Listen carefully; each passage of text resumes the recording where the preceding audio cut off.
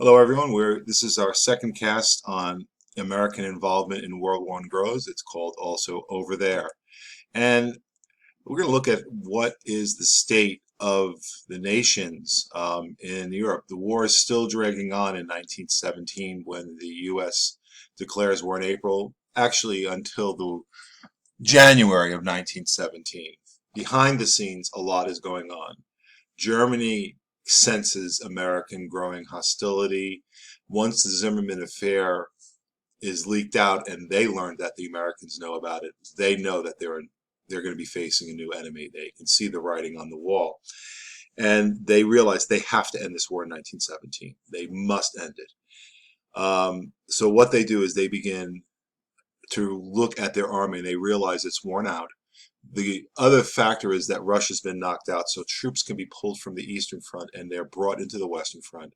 And the Western Front, what they do is they look at all their battle formations and they take out what they do is they remove the best soldiers from these formations to make a new formation. And they have a bunch of very battle hardened, experienced new units. And what they do with the empty units is they replace them. They have a massive conscription effort, and they change the laws regarding the draft. Up till then, Germany had, as a rule, you could not be drafted until you're 18, and you could not be drafted if you're over 40.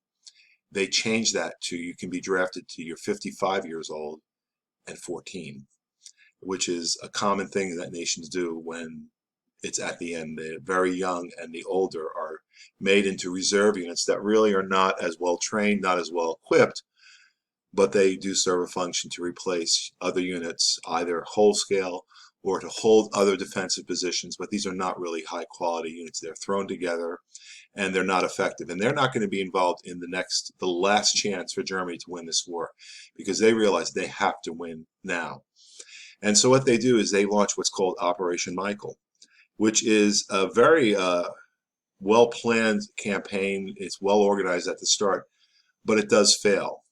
There are some innovations that come out of Operation Michael, which I'll show you. The first change is that they still use massive artillery, but they concentrate it instead of on the whole line, which might be for miles, on a very fixed location, and they overwhelm it. And then they start sending in heavy assault infantry that are equipped differently and have been well trained. And these are the veterans. These are the ones who've been around since 1914. And these are the units that they're going to use to hit one point and then expand from there. The idea is to drive a little hole in and then push the rest out, which is a method that will be used in World War II. So they're changing the way war is fought. The other innovation that they use is that they use a new weapon, and this is the MP-18, which is the first machine gun. It's the first submachine gun. It's basically a machine gun that one person can carry, and the bullets are held in this canister right here, which closes over the top, which gives it a great advantage over a rifle. This change in tactics and these units and weapons give the Germans a lot of success in the beginning, and it looks like they might cut off the British army from the French army, which means that instead of fighting two armies, they can face one and then turn and use troops to hold the line against the other army and crush it and then go after the other one. But the attacks, after a while, they bog down. The roads bog down, weather works against them. And by May, they launched the assault in March, and by May, America has entered the war. They have to win this war quickly, and at the worst time, the operation starts bogging down. And the British know all they have to do is hold on, and they manage to hold on. And the assault ends in horrific casualties for the Germans, and it just basically cleans out the best soldiers Germany has. England suffers a lot of casualties too. And by this time, American troops are starting to enter. So the war is basically turned totally for where it was a stalemate to a German advantage. And now the advantage is totally on the Allied side. And now the Allies are going to take the initiative. And the Germans just don't have enough to stop them. So this has changed the tone of the war. But it's not all good news for the Allies. In other parts, one of the things, the armies are worn out on both sides, the French and the British, and this makes the American troops so much more important, the idea of fresh men, fresh material, who can take up the fight. But within the United Kingdom, there are problems. Ireland goes into a massive revolt. This is called the Easter Revolution of 1916. The Irish see their chance to break free of British rule.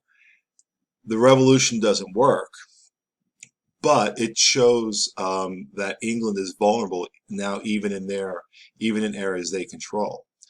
And the public is just tired of war. They're just done with it. They're tired of the millions of casualties. Remember, in the Battle of the Somme, 850,000 British soldiers died in a period of 5 months. That's numbers that we can't comprehend anymore, thank God. Europe is worn out, and maybe Wilson's idea that we're coming to this war to end it, and then end all wars. And Wilson is hoping that will be the case, and in some ways it does look like it might be the case.